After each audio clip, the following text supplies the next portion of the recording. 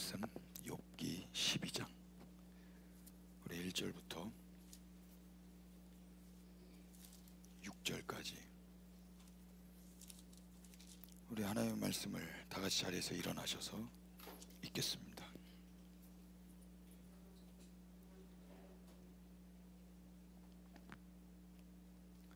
(1절부터) 6절 시작. 욥이 대답하여 이르되 너희만 참으로 백성이로구나. 너희가 죽으면 지혜도 죽겠구나. 나도 너희같이 생각이 있어 너희만 못하지 아니하니 그 같은 일을 누가 알지 못하겠느냐.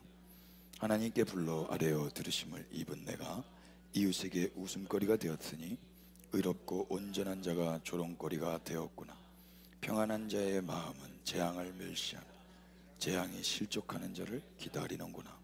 강도의 장막은 형통하고 하나님을 진노하게 하는 자는 평안하니 하나님이 그의 손에 후에 주심이니라. 아멘. 자리에 앉겠습니다.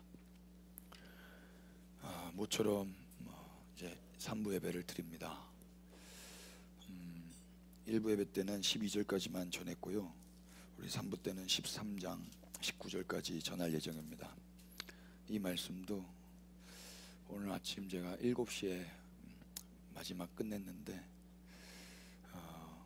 제 의도와는 다르게 제가 원래 구상해 놓은 게 있었는데 마지막 끝내면서 그 왕의 식탁 설교를 끝내고 난 그 아침에 통곡하게 하시는 것처럼 이 설교가 끝나고 막 통곡이 나오는 거예요. 하나님께 너무 민망하고 송구한 그 시간이었습니다. 그래서 이 예배가 다 끝나고 우리가 하나님을 더욱 사랑하게 되었으면 좋겠습니다. 12장 1절을 보시면 욥이 이제 이야기합니다. 엘르바스 그리고 빌닷, 소발 이 세 사람이 한 번씩 다 이야기를 했어요. 그거에 대한 욥의 대답 뭐라고 이야기합니까? 2절 보십시오. 너희만 참으로 백성이로구나. 너희가 죽으면 지혜도 죽겠구나. 이 말은 욥은 백성도 아니다라는 말이에요. 그 친구들의 이야기를 다 듣고 나니까 야, 니네 이야기를 들어보니까 난 사람도 아니네. 나는 하나님의 백성도 아닌 것 같다. 이렇게 말하는 거예요. 상식적으로라는 말을 자주 쓰는 사람들이 있어요. 상식적으로. 그 말은요, 이 상식적으로라는 말을 듣는 사람들이 몰상식하다라는 걸 전제하더라고요. 대화를 하다가 야, 그게 상식적으로 말이 돼? 그렇게 말한 건 저 사람은 지금 몰상식한 거예요. 나는 상식이고. 야, 일반적으로 그게 말이 돼? 그럼 나는 일반이고 쟤는 특이한 거예요. 그러니까 지금 욥의 친구들이 자기들의 상식을 가지고 이야기를 한 거예요. 그러니까 욥은 그 이야기를 다 듣고 나니까 몰상식한 사람이 돼버린 거예요. 욥의 친구들이 돌아가면서 한 사람도 아니고 세 사람이 자신의 지혜와 경험, 신앙과 전통 이 모든 자기가 가지고 있는 것들을 통해서 욥을 몰상식한 사람으로 몰고 가는 거예요. 사람 아닌 사람으로 취급해버린 거죠. 3대1 얼마나 쫄려요? 그들은 자신의 지혜와 경험, 전통과 신앙으로 나는 하나님의 사람이고 넌 아니야 라고 말하고 있는 거예요. 이들이 그렇게 생각한 기준이 어디인가? 3절에 보십시오. 나도 너희같이 생각이 있어 너희만 못하지 아니하니 그 같은 일을 누가 알지 못하겠느냐. 욥은 그들의 말을 모르는 게 아니었어요. 욥도 다 아는 내용이었어요. 그러나 그것이 현재 욥 자신이 겪고 있는 일에 대한 답변, 그 해답을 줄 수가 없는 거예요. 그래서 욥은 몰상식한 사람이 아니라 그죠? 비상식적인 일을 맞닥뜨리고 경험하고 있을 뿐이에요. 자기가 원하지 않았던 그 비상식적인 일을. 그래서 3절 후반에 이렇게 이야기하죠. 그 같은 일을 누가 알지 못하겠느냐. 그 같은 일이란 무엇입니까? 그 같은 일. 엘리바스 입장에서는 엘리바스가 4장 7절에 뭐라고 이야기하냐면 죄 없이 망한 자가 있느냐? 이렇게 말했어요. 그게 그 같은 일이에요. 그러니까 지금 그 무슨 말이에요? 비록 너는 죄를 져서 망한 거야. 그렇지만 하나님을 찾으면 하나님께서 다시 회복시켜 주실 거야 라고 지금 방법을 제시했었죠. 빌닷은 뭐라고 이야기했어요? 니네 애들은 죄를 지어서 심판받은 거야. 그래서 이제 살아있는 너라도 하나님을 찾고 간구하고 정결하고 정직하게 살면 하나님이 반드시 돌봐주실 거야. 그래서 그 유명한 네 시작은 미약하지만 나중은 창대해질 거야 라고 말을 한 거예요. 소발은 뭐라고 이야기했어요? 야, 이 정도만 한 것도 하나님의 은혜야. 하나님의 은혜를 빼버리셨으면 너는 더 심각해졌어. 그러니 마음을 바로 정하고 이제라도 주님을 향해 회개해. 하나님이 네 얼굴을 들어주실 거야. 이게 그 같은 길이에요. 그 같은 길. 한결같이 새 친구들은 욥이 당하는 고통은 욥의 죄 때문이니까 스스로 회개하고 하나님이 기뻐하실 만한 조건을 채우면 반드시 하나님이 보상해 주실 거다라는 인가율에 따라서 말을 하고 있었어요. 욥은 현재 이 같은 일로는 자기가 겪고 있는 고난에 대한 해답을 할 수가 없는데 친구들은 자꾸 욥이 잘못됐다라는 거예요. 욥은 자기가 아무리 생각해도 그거 아닌데. 4절 보십시오. 다 같이 시작. 하나님께 불러 아뢰어 들으심을 입은 내가 이웃에게 웃음거리가 되었으니 의롭고 온전한 자가 조롱거리가 되었구나. 예, 욥은 어떤 상태였냐면 하나님을 부를 수도 있는 자였고 하나님으로부터 음성을 들을 수도 있는 자였어요. 음성을 듣고 부르고 하는 사이라면 친밀한 사이거든요. 하나님, 그래 왜? 이 친밀한 사이에 욥이 하루아침에 뭐가 됐어요? 웃음거리가 된 거예요. 그것도 친구들에게, 이웃들에게. 이게 지금 당황스러운 거예요. 어저께까지 웃고 하나님 임재 안에 있었는데 오늘 갑자기 느닷없이 조롱거리가 됐단 말입니다. 또 뭐라고 이야기해요? 의롭고 온전한 자가 조롱거리가 되었구나. 자기는 하나님 앞에서 의롭고 옳았어요. 죄를 짓지 않았어요. 그런데 지금 조롱거리, 웃음거리가 된 거예요. 이게 이해가 안 돼서 있는데 친구들이 와가지고 네가 뭔가 잘못했으니까 그랬지. 빨리 회개하고 빨리 이걸 회복해. 너도 아프잖아. 욥은 이게 대답이 안 되는 거예요. 5절, 6절 다 같이 읽어볼까요? 시작. 평안한 자의 마음은 재앙을 멸시하나 재앙에 실족하는 자를 기다리는구나. 강도의 장막은 형통하고 하나님을 진노하게 하는 자는 평안하니 하나님이 그의 손에 후히 주심이니라. 예. 강도의 장막은 형통하면 안 되죠. 하나님을 화나게 하는 자들은 평안하면 안 되죠. 이들의 논리라면 잘한 사람은 칭찬받고 잘못한 사람은 벌 받으니까 빨리 그 잘못한 것을 회개해야 다시 보상을 받는 거잖아요. 그런데 욥이 보니까 강도의 장막이 형통한 거예요. 또 하나님을 향하여서 진노케 하는 자들이 벌을 받는 게 아니라 평안해요. 이런 모순, 이 모순을 어떻게 설명할 거예요?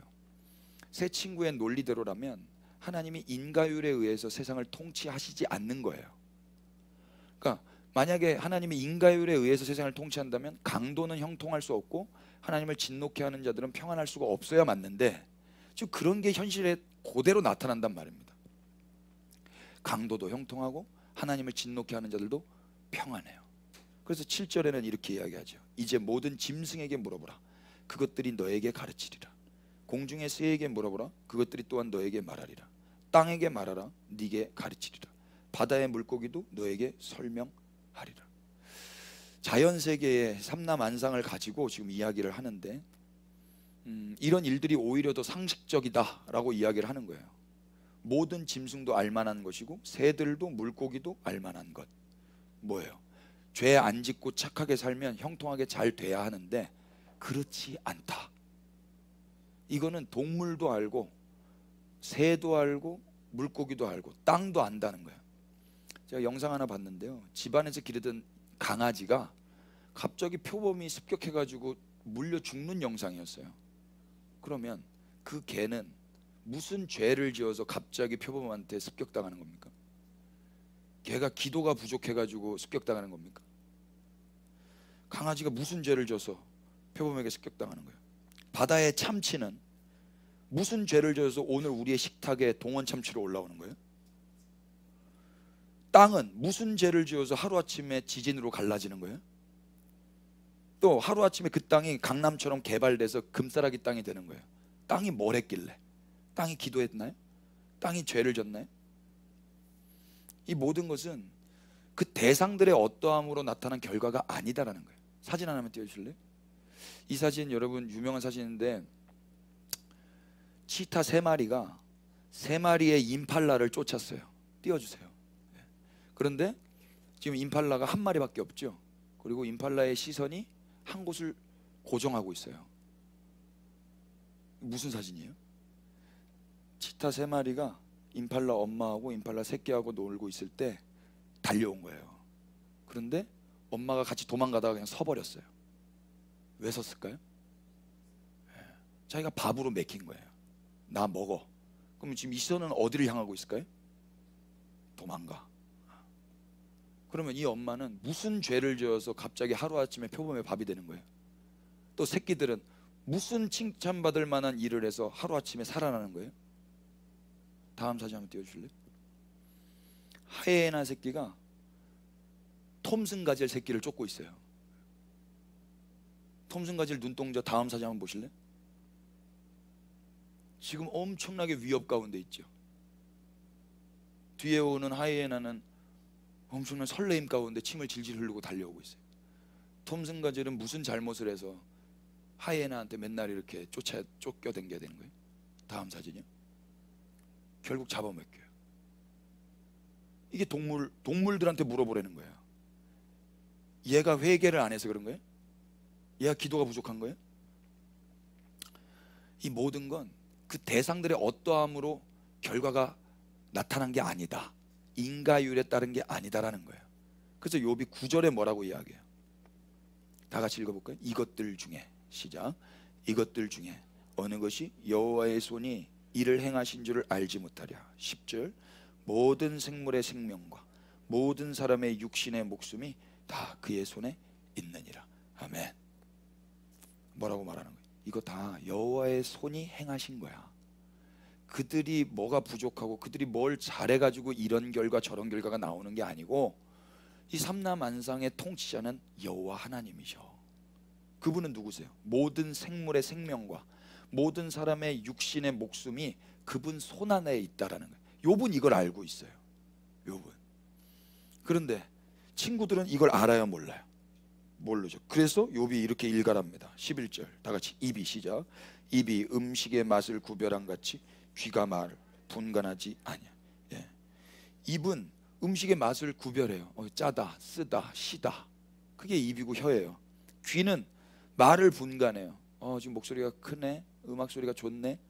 그런데 지금 이 친구들은 어떻다라는 거예요? 너넨 입도 있고 귀도 있는데 무용지물이구나. 왜 분별도 못하고 구별도 못하냐? 더 나아가 12절. 늙은 자에게는 지혜가 있고 장수하는 자에게는 명철이 있는데 너네는 알 만큼 알고 배울 만큼 배우고 나이도 먹을 만큼 먹은 애들이 그 연륜과 나이와 지혜는 다 어디 갔냐? 왜 하나님을 모르냐? 욥이 보기에 이들은 어른도 아니고 지혜자도 아닌 거예요.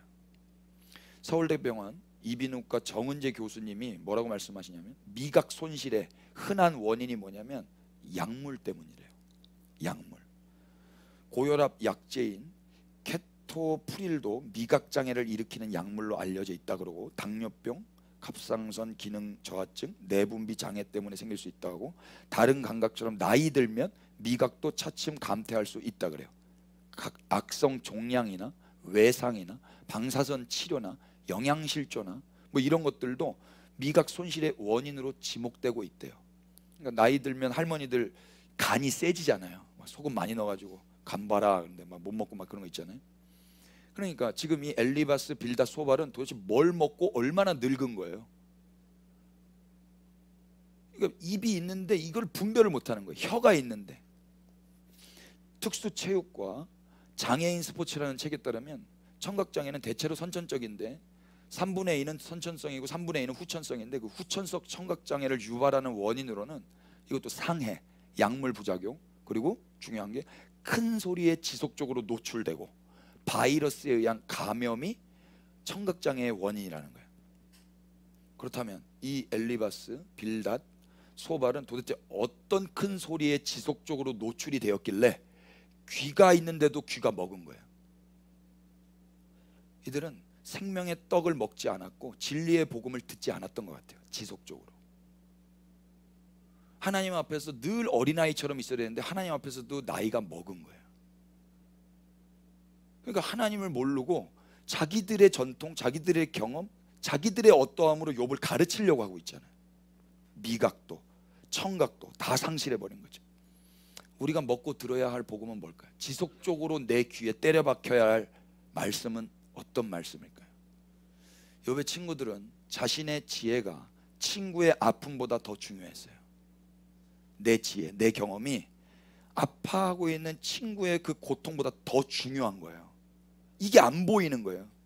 얘의 아픔이 내 지식만 보이는 거고. 그러나 우리 예수님은 어떠십니까?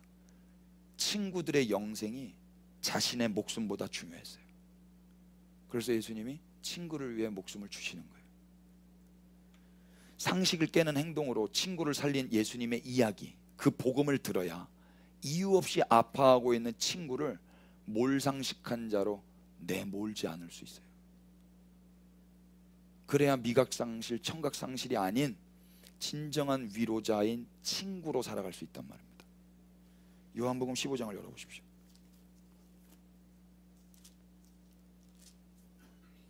(13절부터 17절까지)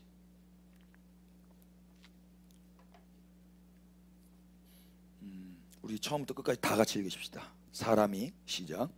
사람이 친구를 위하여 자기 목숨을 버리면 이보다 더 큰 사랑이 없나니 너희는 내가 명하는 대로 행하면 곧 나의 친구라. 이제부터는 너희를 종이라 하지 아니하리니 종은 주인이 하는 것을 알지 못함이라. 너희를 친구라 하였노니 내가 내 아버지께 들은 것을 다 너희에게 알게 하였음이라. 너희가 나를 택한 것이 아니요 내가 너희를 택하여 세웠나니 이는 너희로 가서 열매를 맺게 하고 또 너희 열매가 항상 있게 하여 내 이름으로 아버지께 무엇을 구하든지 다 받게 하려 함이라. 내가 이것을 너희에게 명함은 너희로 서로 사랑하게 하려 함이라. 아멘. 왜 친구를 위해서 목숨을 주신 거예요? 왜 이 소망 없는 자들을 택해 주신 거예요? 17절이에요. 내가 이것을 너에게 명함은 너희로 서로 사랑하게 하려 함이라. 그러니까 이 복음을 듣고 이 복음의 혜택을 받은 자들은 이제 비로소 사랑이라는 걸 해요. 사랑. 엘리바스, 빌닷, 소발은 사랑을 한 게 아니라 그냥 가르친 거예요. 충고만 한 거예요. 근데 예수님은 가르치고 충고를 떠나서 사랑을 해주셨어요. 그래서 그 사랑을 받은 자들은 아파하는 친구들이 있을 때 사랑을 하는 거예요. 사랑을. 지혜가 뭡니까? 잠언서에 따르면 여호와를 경외하는 것이 지혜의 근본이라고 그랬어요. 지식의 근본. 하나님의 절대 주권을 인정하는 것이 지혜예요. 예수님이 왜 지혜의 왕이십니까? 예수님은 죽은 자를 살리신 분이십니다.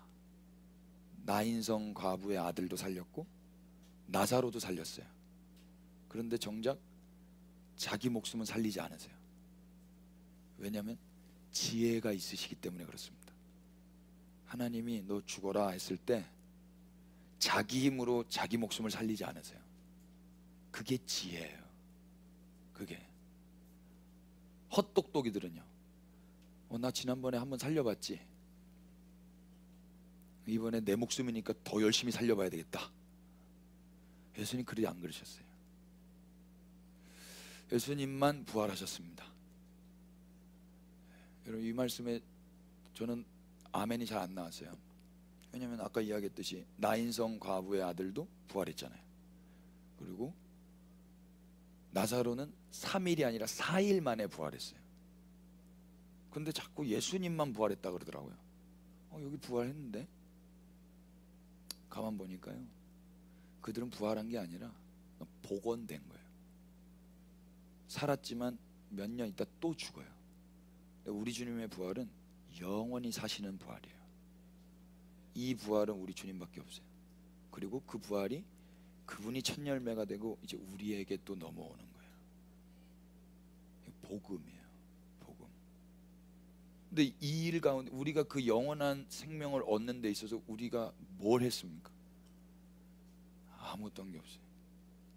비상식적인 선택을 하셔서 친구를 위해 목숨을 버리신 그분 때문에 우리가 하나님과 화목하게 되고 이제는 구원까지 받았단 말입니다. 그래서 비로소 이제 우리도 사랑이라는 걸 할 수 있게 되었어요. 그런데 우리가 만약 사랑을 안 하고 아파하고 있는 친구들한테 우리의 전통과 경험과 내 신앙과 내 지식으로 가르치려고만 한다면 하나님이 기뻐하실까요?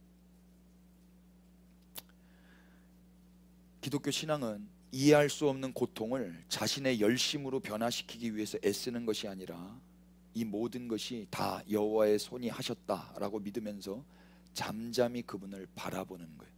이걸 두 글자로 경외라고 해요. 경외. 이제 복음을 들으면 어떤 일이 일어날까요? 하나님이 누군지를 알게 돼요. 아, 하나님이 그런 분이셨구나. 친구를 위해 목숨을 버리신 분. 모든 생물의 생명과 모든 사람의 육신의 목숨이 다 주의 손에 있구나 라는 걸 알게 된다 이야기예요. 그러면 주님의 주권을 인정하는 거예요.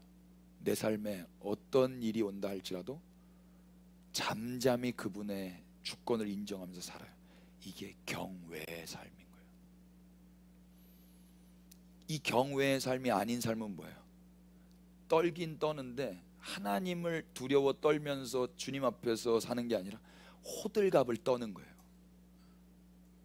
내가 이 문제를 해결해 보겠다고, 저 사람의 문제를 내가 도와서 해결하겠다고 호들갑을 떨고 있는 거라고. 하나님 앞에서 떨며 살아야 됩니다. 하나님 앞에서 떠는 경외의 삶이 뭔가? 욥기서 1장 보십시오. 20절부터 22절까지 다 같이 욥이 시작.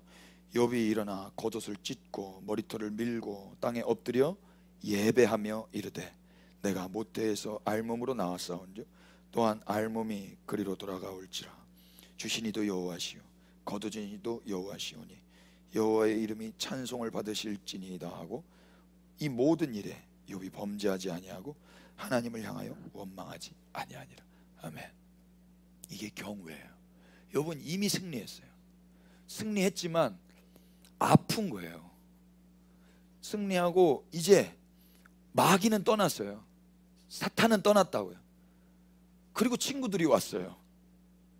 그러면 같이 예배를 하든지, 아프기 때문에 상처가 나 있는 곳에 약을 발라주든지 그래야 될 텐데 걷다 대고 고춧가루를 뿌리고 있단 말입니다. 그러니까 이게 42장까지 가는 거예요. 욥은 예배가 회복되었는데 사실 대답 안 해줘도 되잖아요. 대답 안 해줘도 되는데 그걸 다 대답을 하고 있으니까 42장까지 가는 거거든요. 근데 우리에게는 너무 큰 은혜죠. 그 모습을 통해서 우리가 어떤 사람인지를 알게 되고 내 모습이 거기 있다는 걸 알게 되고 종교와 찬란하고 숭고한 그리스도교가 얼마나 다른지도 보게 되지 않습니까? 종교와 기독교는 다르죠. 종교는 뭐예요? 하나님을 향한 경외심은 없지만 인간의 열심은 충만한 거예요. 경외심이 있어야 되는데 열심만 있는 거예요. 예배당에 경외심이 있는 것 같으세요? 열심이 있는 것 같으세요? 속으로만 대답하십시다. 하나님의 주권은 없고 그 주도권을 빼앗아 오기 위한 몸부림만 있어요. 보셨어요 이런 거? 이거 왜 하는 거예요? 주도권을 빼앗고 싶은 거 아니에요? 주님을 경외하는 사람이 이러고 앉아 있어요? 그럴 수도 있어요. 그럴 수도 있죠. 종교는 내가 원하는 나를 위해서, 내가 원하는 미래를 위해서 열심으로 기도하고 몸부림을 쳐요. 모든 종교가 다 그래요. 이거는 설렁설렁 할 수가 없어요. 내 인생이 걸렸거든요. 내 문제거든요. 기독교는 그렇지 않아요. 내 문제는 이미 주님이 해결하셨어요. 그리고 주님의 문제가 내 문제가 되게 하셨어요. 주님과 한 몸이 되었단 말입니다. 한 몸이. 아이들이 아프면 누가 아파요? 아이들이 아픈 엄마 아빠도 있어요. 아이들이 아프면 엄마 아빠가 아프더라고요. 사랑하는 사람이 아프면 사랑하는 사람이 아픈 거예요. 맞습니까? 하나님을 사랑하면 하나님과 같이 웃고 웃는 거더라고요. 욥의 친구들은 욥에게 이제라도 하나님께 제발 열심으로 기도하고 몸부림을 쳐라고 가르치고 있어요. 그러나 욥은 그게 아니라는 걸 알고 있어요. 그래서 지금 이야기한 게 뭐야? 하나님은 그런 분이 아니셔. 하나님은 모든 생명의 주도권을 갖고 계셔. 모든 생명이 그분에게 있는데 내가 그분에게 뭘 해서 그분의 마음을 바꾸겠어? 여호와의 손이 나에게 이렇게 했다면 나는 그걸 인정해야 되지 않겠어? 다만 난 그냥 아플 뿐이야. 다만. 그리고 왜 그랬는지가 궁금할 뿐이야. 어저께까지 우리 둘이 좋았는데, 어저께까지 내가 부르면 주님이 대답해 주셨는데 왜 나한테 지금 이러시는지 나는 그게 몰라서 답답한 거지. 니네처럼 문제를 해결하고 고통의 문제를 해결해서 더 나은 미래를 만들기 위해서 종교생활을 하고 싶은 게 아니라고. 욥이 답답한 건 이거예요. 친구라면 어떻게 해야 돼요? 친구라면 아파하는 자와 함께 아파하고 울고 있는 자와 함께 우는 게 친구죠. 기독교는 뭐예요? 어떻게 할 수 없는 현실 앞에 아프고 우는 자에게 그저 그 공경을 담당하신 분이 계시다라는 그 복된 소식을 전해줄 뿐이에요. 욥 당시에는 이 소식이 없었어요. 근데 우리에게는 이 소식이 있지 않습니까? 그러니까 지금 그리스도인 친구들은 뭘 자기의 신앙과 전통과 경험과 그 어떤 지식으로 가르쳐서 아름다운 미래를 만들어가라고 촉구시키는 게 아니라 이미 일어난 그 사건, 그 아픔과 통증과 모든 것들을 담당하신 그 사건을 이야기해 주는 거란 말입니다. 로마서 4장을 보십시다.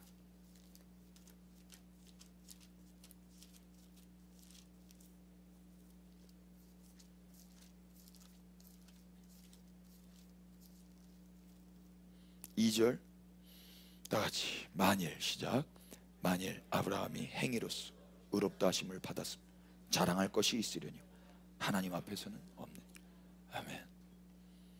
행위로 뭔가를 했다면 아브라함은 성경 아브라함서 있어야 돼요. 그래서 아브라함에서 내가 뭘 했고 뭘 했고 뭘 했고 그래서 나는 믿음의 조상이 되었다. 여러분들도 나처럼 하면 믿음의 조상이 됩니다 라는 게 있겠죠. 그런 게 없어요. 아브라함이 자기의 어떠함으로 의롭다 칭함받은 게 아니었어요. 그러니까 아브라함은 자랑할 게 아무것도 없어요. 5장 6절 보세요.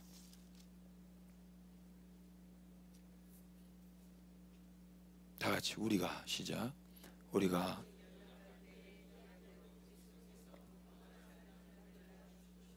네 이미 연약할 때 경건하지 않은 자를 위해서 죽으신 거예요.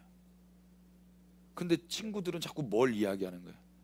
너 연약함을 빨리 기도해서 강하게 바꿔.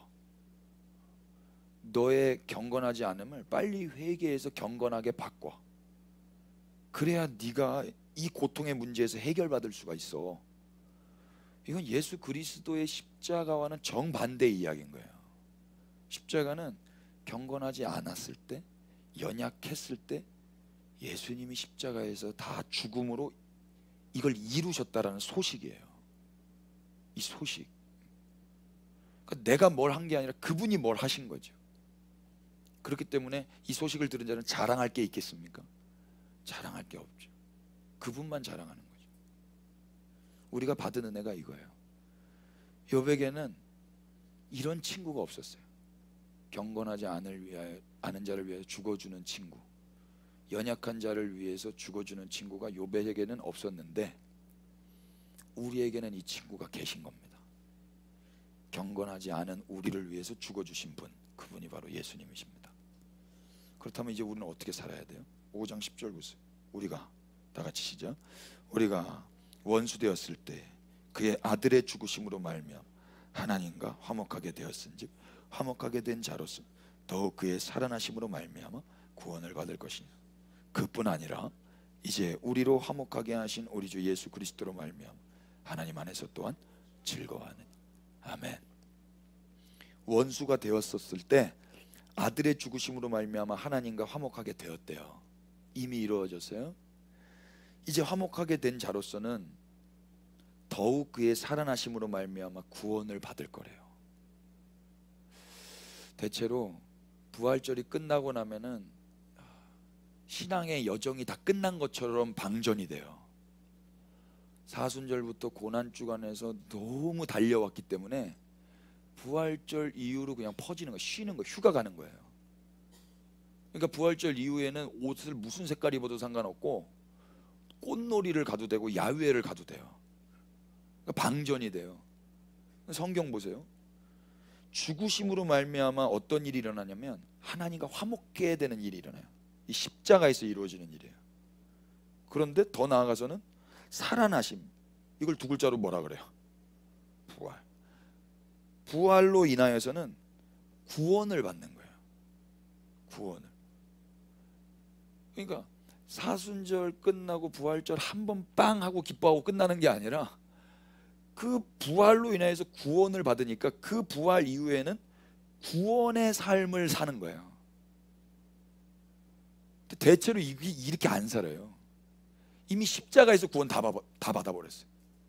십자가가 제일 좋아. 부활은 어떤 의미야? 뭐 이거 몰라요. 근데 여기서 뭐라고? 야, 네가 원수 되었을 때 죽으심으로 말미암아 화목하게 됐어. 그러면 원수예요, 아니에요? 아니죠. 아닌 신분이 변화됐단 말입니다. 신분이 그렇게 화목하게 되는 자로 변화돼서 그분이 살아나시면 그 화목하게 된 자와 살아나신 그분이 뭐 하는 거예요? 사는 거예요. 이걸 구원이라고 하는 거예요. 이제 나도 살고 나는 새로운 신분으로 살고 이분은 부활해서 살고, 그래서 둘이 매일매일 구원의 삶을 사는 거란 말입니다. 이게 신앙생활이에요. 근데 이거는 안 하고 십자가에서 그분이 다 이루셨으니까 끝이 돼버렸지 않습니까? 11절 보세요. 그뿐 아니라 이제 우리로 화목하게 하신 우리 주 예수 그리스도로 말미암아 하나님 안에서 또한 뭐하느니라? 즐거워하느니라. 죽으심으로 하나님과 화목하게 되었다면 살아나심으로는 얼마나 더 큰 재미와 화목과 기쁨과 구원이 있겠어요. 오늘 우리는 그 나날을 보내야 된단 말입니다. 그거 하려고 십자가에서 화목하게 되라고 죽으신 거라고요. 이제 이 구원은요, 죽어도 사는 구원을 받는 거예요. 죽어도 사는 구원. 그래서 이제는 하나님 안에서 즐거워하면서 사는 거예요. 즐거워하다가 카우카오마인데, 첫 번째 뜻이 자랑하다, 그리고 뽐내다, 그리고 영광을 돌리다, 기뻐하다, 이런 뜻이에요. 그러니까 즐거워하는 게 뭐 오락하고 게임하고 놀러가서 즐거운 게 아니라 하나님을 자랑하는 게 즐거움인 거예요. 그런 거 아세요? 얘가 내 아들입니다. 저 우리 집사람입니다. 우리 교회 성도님들입니다. 제가 이거 할 때 얼굴 찌푸리고 하든가요? 웃으면서 하든가요? 찌푸렸어요? 우리 54입니다. 찌푸렸네? 이게 즐거운 거라고요. 우리 하나님이십니다. 이렇게. 이분이 나의 구주가 되셨습니다. 이분이 다 하셨습니다. 이게 즐거운 거라고요. 이게 구원의 삶이에요. 그분과 동행하는 매일매일에. 이걸 영광을 돌린다고 하는 거예요. 카우카우마이. 이거 하라고 주신 거예요. 이거 하라고. 자기가 원하는 것을 자기 열심과 기도로 이루어내어 기뻐하는 삶이 아니라 그분의 주권 아래서 그분을 인정함으로 그분이 이루신 화목함과 구원으로 인하여 그분을 자랑하며 그분께 영광을 돌리는 삶, 이것이 그리스도인들의 즐거운 삶인 것입니다. 그런데 이 친구들은 이게 없었던 거죠. 욥은 모르는 거고 우리는 압니다. 우리는 욥기 12장으로 넘어오실 거예요. 13절부터 25절은 크게 세 덩어리의 이야기인데요, 욥이 믿는 하나님이 누구인지 욥이 친구들에게 이야기하는 것 같아요. 13절부터 15절은 자연재해를 통해서 이렇게 하나님을 설명해요. 지혜와 권능이 하나님에게 있고 계략과 명철도 그에게 속하였나니 그가 허르신즉 다시 세울 수 없고 사람을 가두신즉 놓아주지 못하느니라. 그가 물을 막으신즉 곧 마르고 물을 보내신즉 곧 땅을 뒤집는다. 이게 하나님이 하신다는 거예요. 물이 가는 것도, 물이 멈추는 것도, 허는 것도, 세우는 것도, 사람을 가두는 것도, 놓아주는 것도 지혜와 권능이 있는 하나님께 다 있는 거다. 그 하나님 앞에 내가 기도해서 그 하나님의 마음을 바꾸라고? 이 말이 되는 거예요? 16절부터 21절까지는 지도자들에 대해서 이야기해요. 능력과 지혜가 그에게 있고 속은 자와 속이는 자가 다 그에게 속하였느니라. 모사를 벌겨벗겨 끌어가시며 재판장을 어리석은 자가 되게 하시며 왕들이 맨 것을 풀어 그들의 허리를 동이시며 제사장들은 벌거벗겨 끌어가시고 권력이 있는 자를 넘어뜨리시며 충성된 사람들의 말을 물리치시며 늙은 자들의 판단을 빼앗으시며 귀인들에게 멸시를 쏟으시며 강한 자의 띠를 푸시는 분. 다 잘난 사람들이에요. 다 잘난 사람들을 아무것도 아닌 사람처럼 만들어버리는 게 하나님의 지혜와 능력이라는 거예요. 근데 그 하나님 앞에 열심히 기도해서 내 소원을 이루라고, 이 고통의 문제를 해결하라고, 니네 지금 제대로 알고 있는 거야? 이렇게 말하고 있는 거죠. 22절부터 25절까지는 다 같이 읽어볼까요? 시작.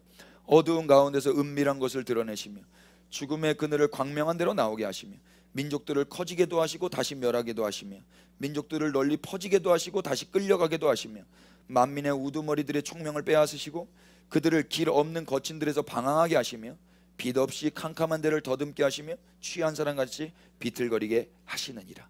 아멘. 나라들도요, 하나님이 커지게도 하고 멸하게도 하고 널리 퍼지게도 하고 다시 끌어오게도 하고, 이게 지금 이때는 아니었다고 해도 우리는 알지 않습니까? 아, 정말 그랬지. 바벨론, 페르시아, 로마, 이 모든 거 다 하나님의 주권 아래 있었지. 이스라엘 갔다가 왔다가 회복되는 거, 이거 다 하나님이 하실 거지. 이제 우린 다 알지 않습니까? 욥의 친구들은 모른단 말입니다. 욥은 알고 있었던 거예요. 이분이 하나님이셔. 근데 이분을 내가 컨트롤하라고, 내 기도로 그분을 잡고 흔들라고, 하늘 보좌를 이 땅에서 흔들어 제끼라고, 내 소원을 이루라고, 이게 기독교입니까? 분별하셔야 됩니다. 귀가 먹은 거예요. 혀가 잃은 거예요. 뭘 들은 거예요 도대체? 장시간 어떤 소리에 노출이 됐길래 귀가 먹었냔 말이에요. 예배당에서 복음을 못 들은 거 아닙니까? 하나님이 누구신지에 대해 들어본 적이 없는 거 아니에요? 욥이 그래서 원하는 건 뭡니까? 13장 1절 보세요. 나의 눈이 이것을 다 보았고 나의 귀가 이것을 듣고 깨달았느니라. 너희 아는 것을 나도 아노니 너희만 못하지 않느니라. 나도 다 알아 이 새끼들아. 니네가 아는 그 세상 학문 내가 모를 줄 알아? 다 안다고. 욥이 원하는 건 3절이에요. 다 같이 시작. 참으로 나는 전능자에게 말씀하려 하며 하나님과 변론하려. 나는 하나님이 보고 싶은 거야. 나는 하나님과 이야기하고 싶은 거야. 하나님의 마음을 바꿔서 내 고통의 문제를 해결하고 싶은 게 아니라 하나님을 만나고 싶은 거야. 이 차이를 아시겠어요? 예배당에 우리는 왜 기도하는 거예요? 하나님을 사모하는 거예요. 원강생심. 하나님을 이용해서, 하나님의 능력을 이용해서 내 고통의 문제를 해결하는 게 아니라 하나님을 원하는 거라고요. 친구들은 이걸 몰라요. 그래서 뭐라고 또 비판합니까? 4절. 너희는, 시작. 너희는 거짓말을 지어내는 자, 다 쓸모없는 거짓말쟁이고, 의원은 의원인데 쓸모가 없어요. 감기를 걸려서 갔는데 빨간 약 발라줘요.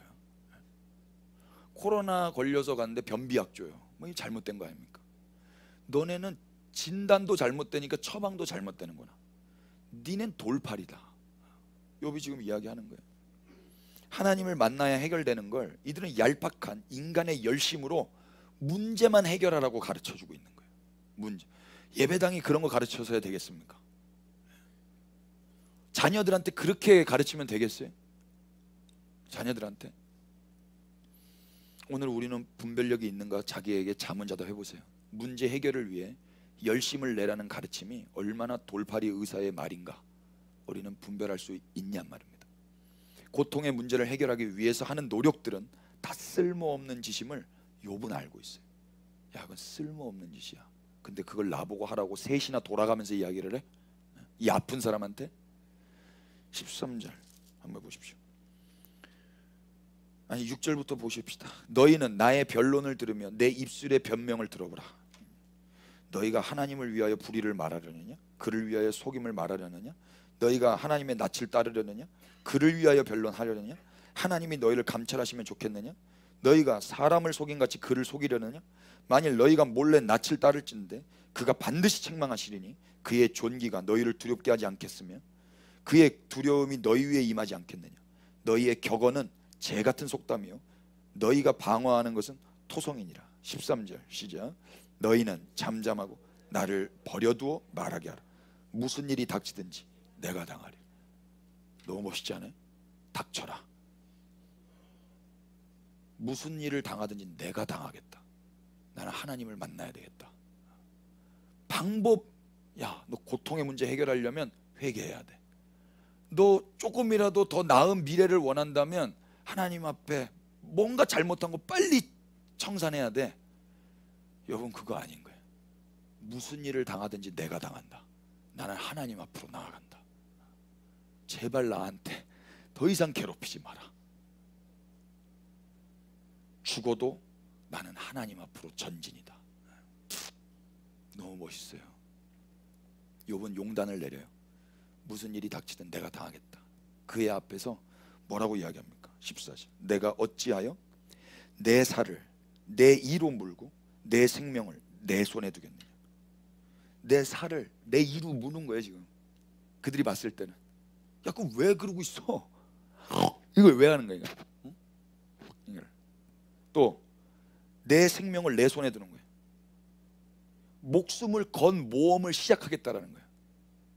니네가 봤을 때 이 생사를 깨무는 것 같은 이해할 수 없는 행동인데 나는 이걸 해야 되겠다라는 거예요. 하나님 앞에 나아가야 되니까. 15절. 그가 나를 죽이시리니 내가 희망이 없노라. 그래 니네 말대로 내가 정말 하나님 앞에 나가서 죄가 있었다면 그날 죽이시겠지. 난 희망이 없겠지. 그러나 그의 앞에서 내 행위를 아뢰겠다. 하나님 앞에서 내 낱낱한 삶을 그냥 다 보이겠다. 나는 억울하다. 나는 진짜 하나님 왜 이러신지를 모르겠다. 경건하지 않은 자는 그의 앞에 이르지 못하나니 이것이 나의 구원이 되리라. 경건하지 않은 자는 하나님 앞에 가면 죽지 않습니까? 그런데 친구들은 네가 경건하지 않아, 그러니까 빨리 회개해 이러고 있는데 오케이 그럼 내가 가볼게. 내가 죽으면 끝이고 죽으면 니네가 맞았고 안 죽으면 내가 구원받네. 안 죽으면 내가 맞았네. 난 가봐야 되겠어 하고 가는 거예요. 멋있지 않아요? 하나님 살아계십니다. 하나님 살아계시는 걸 이젠 증명하고 싶지도 않은데 여러분 어떻게 증명하셨어요? 사람들이랑 이야기할 때 우리는 우리의 길을 가는 거예요. 하나님과 매일 만나는 삶 말이에요. 하나님과 맨날 만나는 삶. 종교인들은 이게 없어요. 종교인들은 만나더라도 그 만남은 나를 위한 만남인 거예요. 나를 위한 만남. 우리 삼남매하고 2017년도에 경주 갔었을 때 제가 말씀드렸죠. 거기 불국사에서 거기 부처님 앞에서 108번째 하는 거예요. 제가 물어봤죠. 저거 부처님을 사랑해서 하는 것 같아? 자기를 사랑해서 하는 것 같아? 애들도 알아요. 자기를 사랑해서 하는 것 같다고. 종교는 다 그래요. 아무리 절을 해도 속 안에는 꿍꿍이가 다른 게 있는 거예요. 부처님을 사랑하는 게 어디 있어요? 무당집 가가지고 무당을 사랑하는 사람 있어요? 무당 사랑하는 사람 없어요. 돈을 얼마를 주더라도 무당을 사랑해서 주는 게 아니라 무당의 힘을 빌려서 내 인생의 문제를 해결하려고 하는 거 아닙니까? 근데 우리 그리스도인들은 하나님을 사랑한단 말입니다. 하나님을 사랑하는 거예요. 욥은 지금 하나님을 사랑하는데 하나님과 사랑했는데 왜 이런 일이 있는지 이게 궁금한 거예요. 만나야 될 거 아닙니까? 여보 왜 그러는 거야? 왜 내가 뭘 잘못했어? 뭐가 문제인 거야? 궁금한 거예요. 그래서 너희들은 내 말을 분명히 들으라. 내가 너희 귀에 알려줄 것이 있느니라. 여러분 이제 경건하지 않는 자는 하나님 앞에 죽는데 내가 죽는지 안 죽는지 그들에게 잘 보이도록 목숨 걸고 하나님 앞에 나아가기로 결정하고 뚜벅뚜벅 걸어가는 거예요. 저는 이것이 하나님을 사랑하는 자의 모습이라고 보여졌어요. 그리스도인은 종교인들처럼 하나님을 자신의 문제를 해결하는 데 이용하지 않아요. 그저 사나 죽으나 그분 앞에 나아가는 것입니다. 무엇이 구원입니까? 구원이란 뭐예요? 자신의 문제가 해결되는 거예요? 아니면 하나님 앞에 나아가는 거예요? 세상은요, 내 문제가 해결되면 구원받았다라고 해요. 죄의 문제까지도. 아니에요. 구원은 뭐냐면 하나님 앞에 나아가서 그분과 매일을 사는 거예요. 종교의 구원은 자신의 문제가 해결되는 것이지만 기독교인의 구원은 하나님 앞에 나아가 영원히 그분 얼굴을 뵙고 사는 거예요. 그래서 종교인은 자신이 사는 것이 중요하지만 그리스도인은 자신이 죽더라도 그분이 존귀하게 되는 것이 더욱 중요한 것입니다. 사랑할 때만 가능한 거예요. 내가 죽고 우리 아내가 살고, 내가 죽고 우리 자식들이 살고, 아까 저 임팔라처럼 엄마는 물려 죽으니까 빨리 도망가. 이게 사랑이잖아요. 이게 그리스도교 안에 있단 말입니다. 그리스도교 안에 내가 죽을게, 너는 살아나. 이거 그 사랑을 받았으면 우리도 예배당에서 살려주세요를 기도해야 돼요? 죽여주세요를 기도해야 돼요?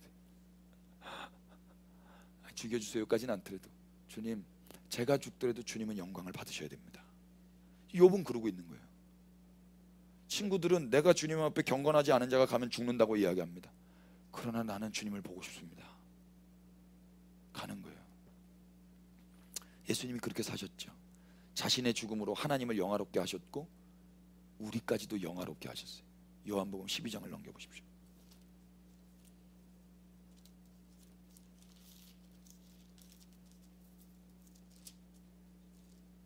요한복음 12장 24절부터 30절인데요 우리 천천히 읽어볼까요? 시작. 내가 진실로 진실로 너희에게 이르노니 한 알의 밀이 땅에 떨어져 죽지 아니하면 한 알 그대로 있고 죽으면 많은 열매를 맺느니라. 자기의 생명을 사랑하는 자는 잃어버릴 것이고 이 세상에서 자기의 생명을 미워하는 자는 영생하도록 보전하리라. 사람이 나를 섬기려면 나를 따르라. 나 있는 곳에 나를 섬기는 자도 거기 있으리니 사람이 나를 섬기면 내 아버지께서 그를 귀히 여기시리라. 지금 내 마음이 괴로우니 무슨 말을 하리요? 아버지여, 나를 구원하여 이 때를 면하게 하여 주옵소서. 그러나 내가 이를 위하여 이 때에 왔나이다. 아버지여, 아버지의 이름을 영광스럽게 하옵소서 하시니 이에 하늘에서 소리가 나서 이르되 내가 이미 영광스럽게 하였고 또다시 영광스럽게 하리라 하시니 곁에 서서 들은 무리는 천둥이 울렸다고도 하며 또 어떤 이들은 천사가 그에게 말하였다고도 하니 예수께서 대답하여 이르시되 이 소리가 난 것은 나를 위한 것이 아니요 너희를 위한 것이니라. 아멘. 예수님은 결국 하늘의 밀로 떨어져 죽는 이때에 왔을 때 괴로웠지만 하나님께 기도했어요. 아버지를 영광스럽게 하십시오.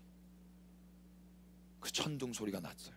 근데 귀가 먹은 사람들은 이 소리가 무슨 소리인지를 모르는 거예요. 그 소리가 뭐였어요? 하나님의 음성이었어요. 내가 이미 너를 영광스럽게 했고 또다시 영광스럽게 할 거야. 귀가 먹은 사람들은 이게 천둥 소리로 들렸지만 예수님은 이 소리를 들으시는 거예요. 그리고 또 뭐라고 그래요?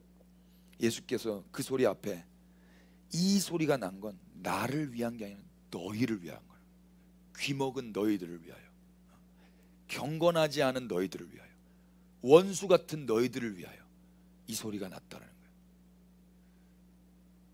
예수님이 그 십자가를 지심으로 하늘의 밀로 떨어져 죽으심으로 인하여 많은 열매를 맺는 가운데 그 원수들, 그 귀가 먹은 사람들이 은혜의 혜택을 받는 거예요.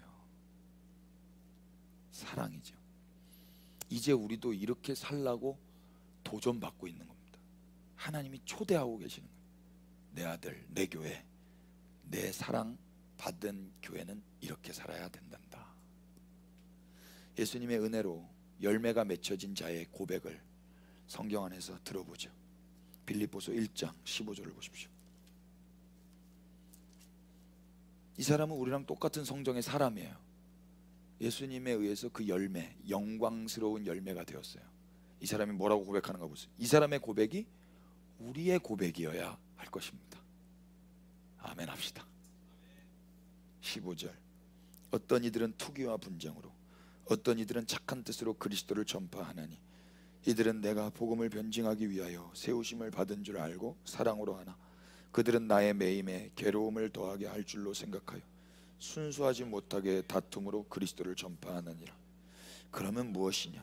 거칠애로 하나 참으로 하나 무슨 방도로 하든지 전파되는 것은 그리스도니 이로써 나는 기뻐하고 또한 기뻐하리라. 아멘. 사도 바울이 감옥 갔어요. 감옥에 잡혀 있는데 그 틈을 타서 어떤 무리들이 그리스도를 전파하는 거예요. 야, 사도 바울 잡혔으니까 야, 우리가 그리스도를 많이 전파하자. 이런 사람들이 있네요. 또 어떤 사람들은 내가 복음을 변증하기 위해 세우심을 받은 줄 알고 사랑으로 하는 사람들이 있어요. 사랑으로 내 매임에 괴로움을 더하게 할 줄로 생각해서 순수하지 못하게 다툼으로 하는 사람들도 있고 사랑으로 하는 사람들도 있고. 그런데 사도 바울은 감옥에 갇혀있기 때문에 이걸 들을 뿐이지 아무런 이 부분에 대해서 할 말은 없는 거예요. 뭐 제재하거나 뭐 이럴 거 없어요. 그런데 성경이 사도들의 감정을 뭐라고 표현하고 있어요? 뭐 어때? 18절에 거칠애로 하나 참으로 하나 어떤 방법으로 하든지 전파되는 게 그리스도라면 난 그저 기뻐하고 또 기뻐할 거야. 나를 질투해서 내가 감옥에 가 있을 때 그 사람들이 더 많이 복음을 증거하든 정말로 나와 함께 동역하는 사랑의 마음으로 복음을 증거하든 그 동기가 상관없이 나를 미워해서 하든 나를 사랑해서 그것과 상관없이 그리스도가 전파된다며 그럼 좋은 거 아니야? 이게 사도 바울의 마음인 거예요. 우리도 그렇습니까? 다른 교회 조회수 막 이렇게 높아지면은 배 아프고 그러세요? 우리 보니까 우리 조회수가 아니고 구독자도 5,000명 됐더라고요. 별로 뭐 5,000명 다 5,000명씩 있으세요?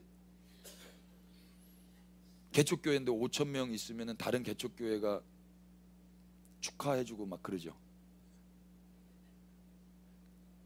개척교회인데 막 10만 명 이렇게 되면은 막 축하해주고 그러지 않나요?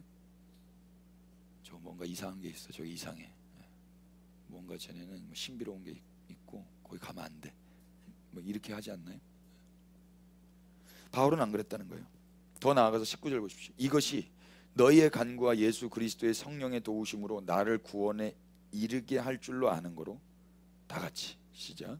나의 간절한 기대와 소망을 아무 일에든지 부끄러워하지 아니요 지금도 전과 같이 온전히 담대하여 살든지 죽든지 내 몸에서 그리스도가 존귀하게 되게 하려 하나니 이는 내게 사는 것이 그리스도니 죽는 것도 유익하다.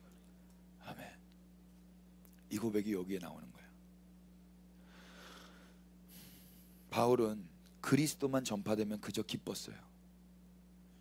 자기가 감옥에서 빨리 나오는 거, 감옥에서 추록하는 거, 이게 기쁜 게 아니라 바깥에서 내가 못하는 거 저 사람들이 해주면 고맙지 뭐, 감사한 거지. 나는 그저 살든지 죽든지 내 몸 안에서 그리스도만 존귀케 되면 그걸로 기뻐. 이렇게 말하고 있다고요.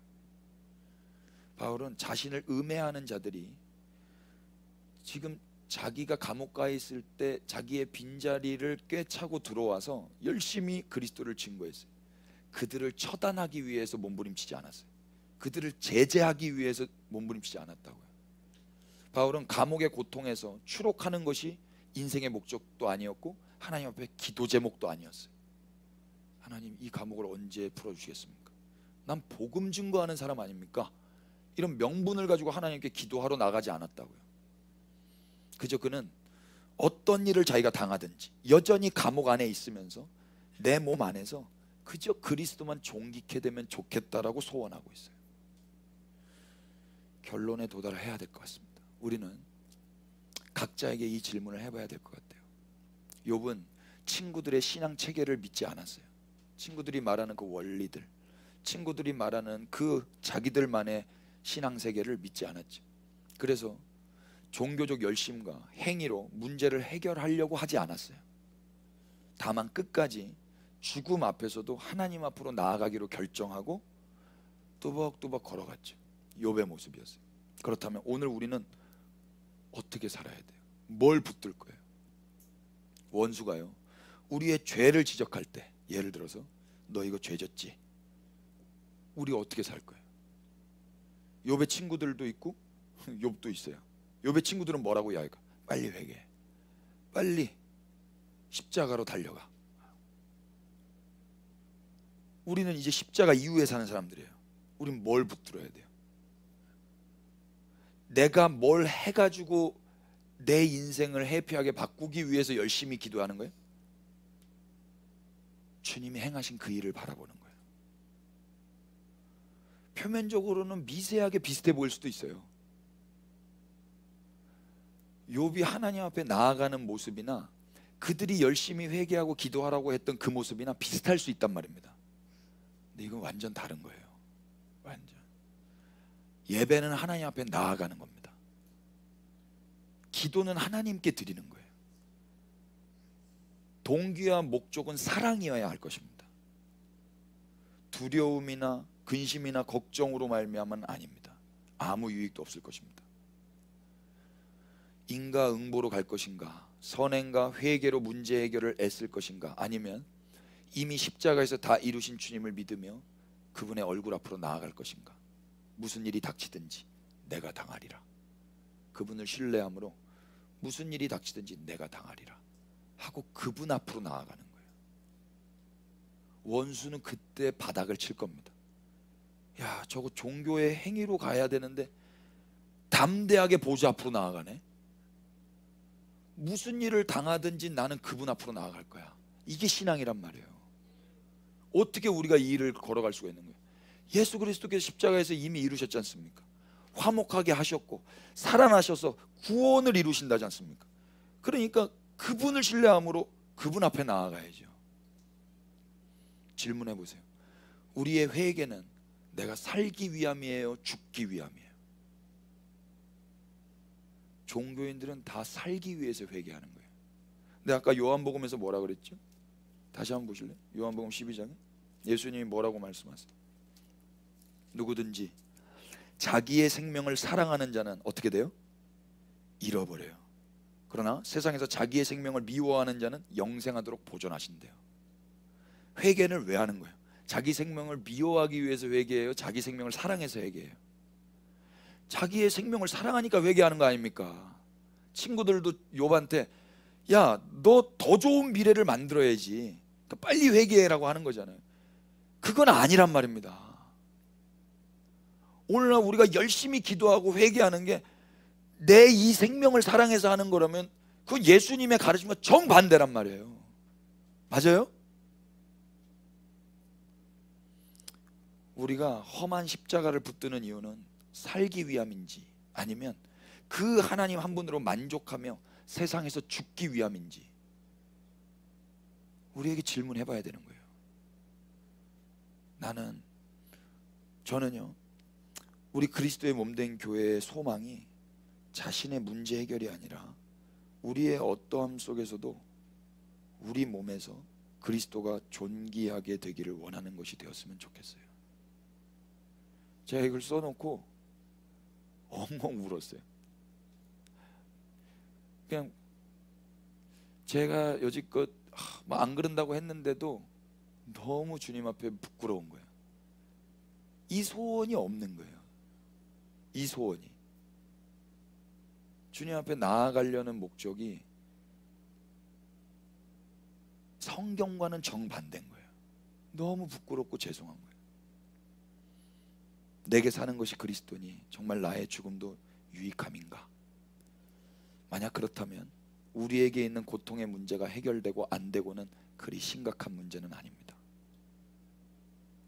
우리에게 있어 진짜 심각한 문제는 뭐예요? 그저 우리를 통해서 우리 주님만 존귀케 되도록 그 숭고한 갈망을 못하는 우리의 사랑 없음, 그게 가장 심각한 문제입니다. 기도하십시다. 오 주님, 우리는 주님을 사랑하지 않았습니다. 당신을 사랑하지 않은 우리를 불쌍히 여겨 주시옵소서. 우리는 우리의 고통의 문제가 해결되기만을 바라지 당신이 우리 안에서 존귀케 되기를 원합니다. 않습니다. 사랑 없이 체계와 원리만 남은 허울뿐인 종교인의 모습을 용서하여 주시옵소서. 우리의 이 모든 죄악을 담당하시기 위해 십자가를 지신 예수님, 우리의 종교심으로 당신의 숭고한 희생이 더러워지지 않게 하여 주시옵소서. 이제 우리의 눈을 열어 우리의 고통의 문제보다 사랑스러운 주님을 더욱 크게 보여 주시옵소서. 앞으로 우리 삶에 어떤 날이 온다 해도 이미 십자가에서 다 이루신 주님께로만 인도하여 주시옵소서. 주님이 부르시는 그날까지 무슨 일이 닥치든지 우리가 당하겠나이다. 우리 몸에서 주님만 존귀히 여김을 받으시옵소서. 내 사랑하는 구주 예수 그리스도의 이름 받들어 기도 올렸습니다. 아멘. 주님을 찬양하십시다.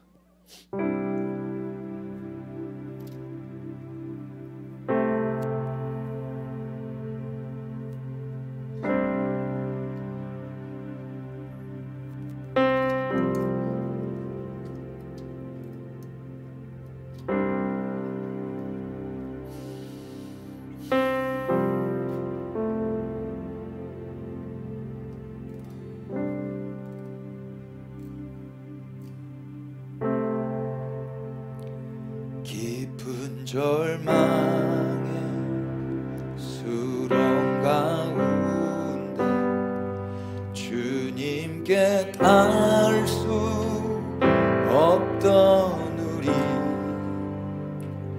어두운 밤 중에 하늘을 향해 주의 이름 나부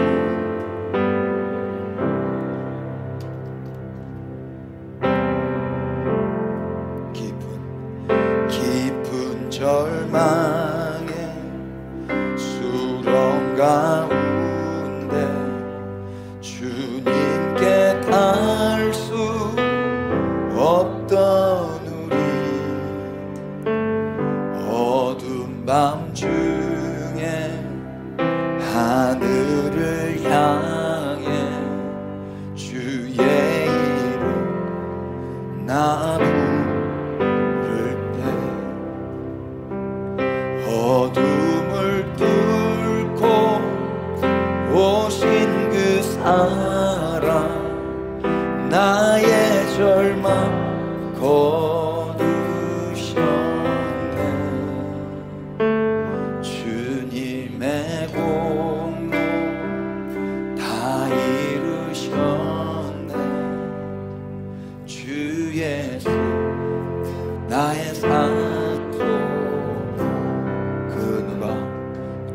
누가 주의 자비를 다 알아 한없는 은혜 증량할까.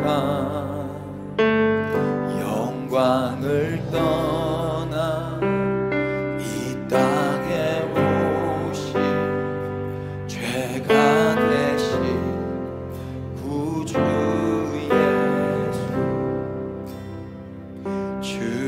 십자가 내게 말하네. 영원히 난 용납됐네. 아름다우신 왕 나는 주의 것 그리스도 나의 산소. 할렐루야 주를 찬양하여라. 할렐루야 자유케 하셨도다. 죄의 저주 끊으신 주께 구원이 있도다. 주 예수 나의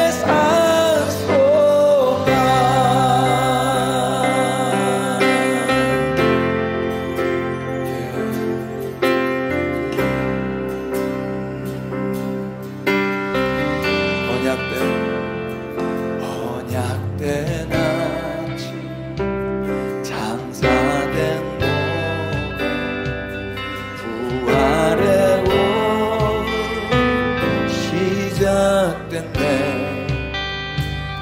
유다의 사자 위엄 선포 사망.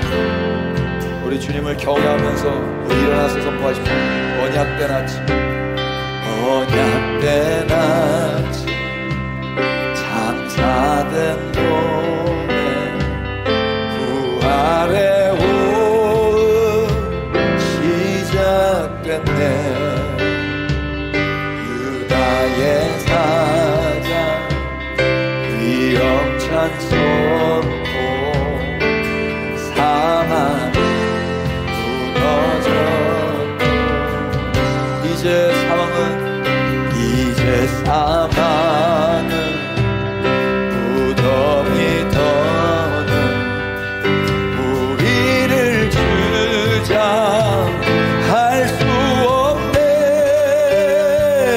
유다의 사자 위엄찬 포효 사망이 무너졌고 사망의 사망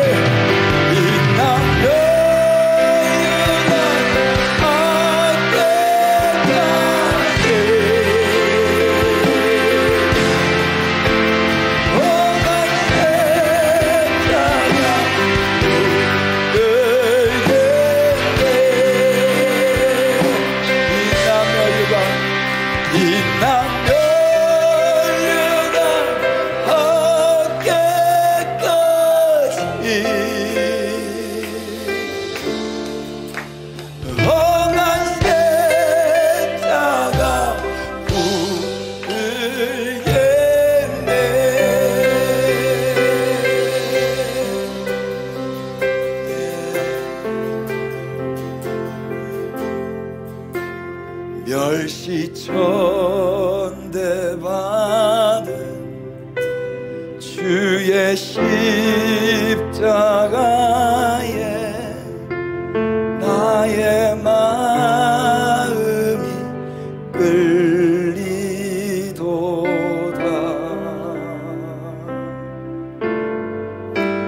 귀한 어린 양이 영광 다 버리고 험한 십자가 지셨도다.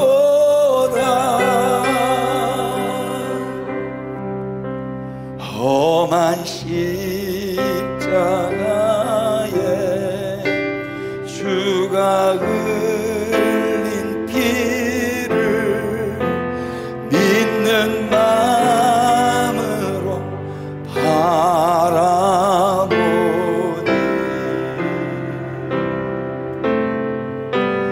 나를 용서하고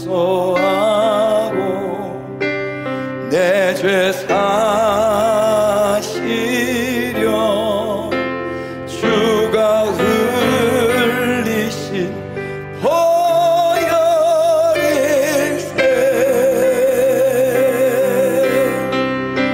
최후 승리를 얻기까지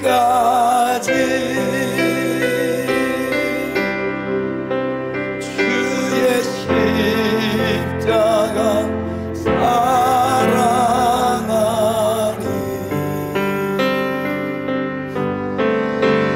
빛난 멸류관 밖에까지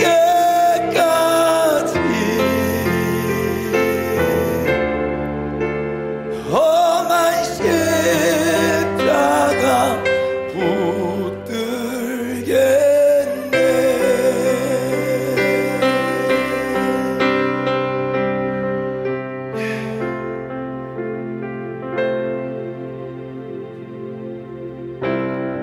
내 안에 사느니 예수 그리스도니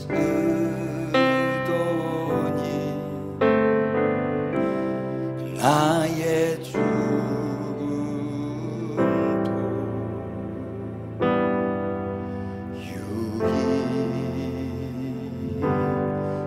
유익함이라.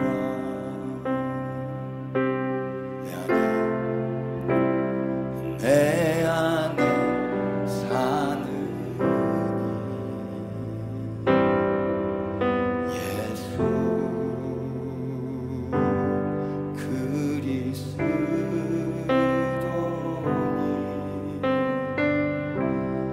나의 죽음도 유익함이라.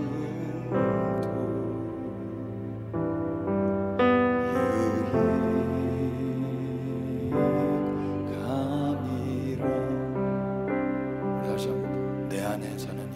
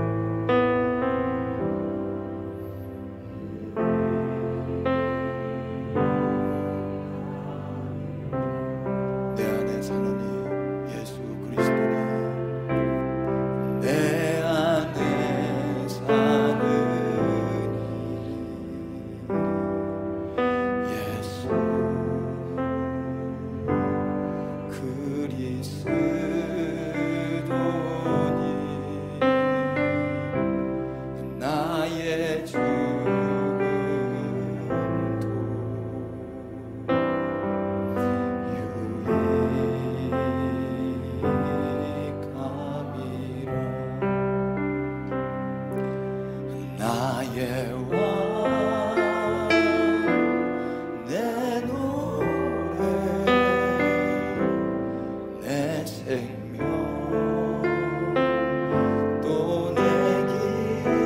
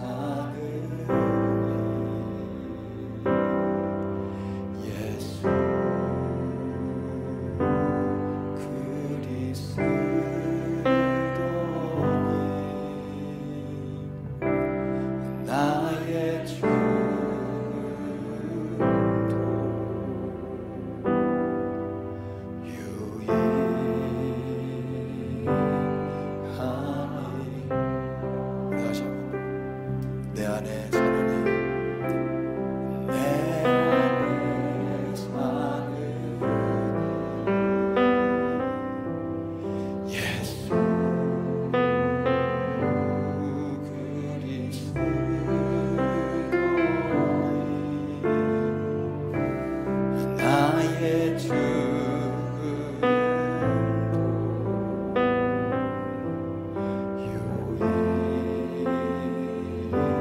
유익함이. 우리 다시 한 번 더 고백하십시오. 내 안에 사는 이, 내 안에 사는 이 예수 그리스도니 나의 죽음도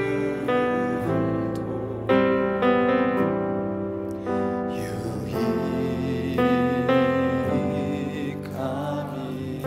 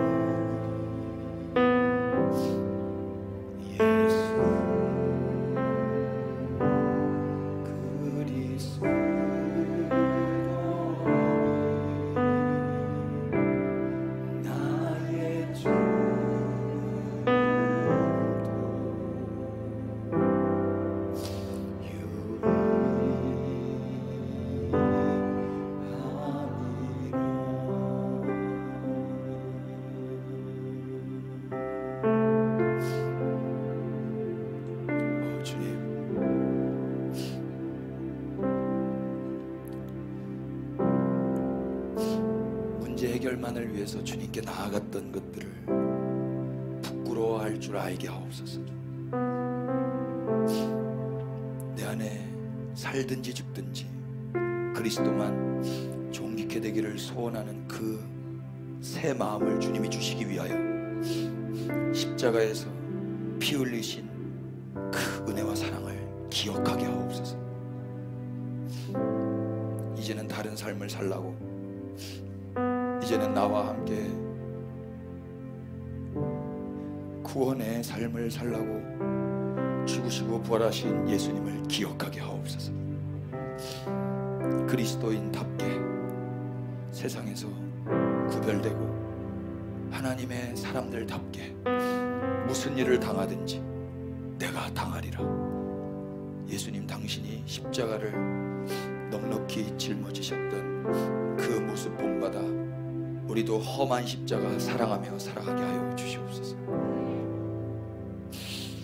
원리나 체계나 논리로 끝나지 않게 하시고 삶에서 하늘의 밀로 썩는 것이 무엇인지 경험할 때 원망하고 억울해하고 답답해 이 문제를 해결하고자 기도하기 이전에 주님 앞에 나아가게 하옵소서. 오 주님, 그래서 주님의 음성을 듣고 주님의 얼굴을 배웠고 문제가 해결되지 않더라도 내 고통의 문제가 여전히 있다 할지라도 주님을 배운 것으로 만족하며 내 안에 주님이 존귀케 되시는 그 거룩한 소망을 품고 살아가게 하여 주시옵소서.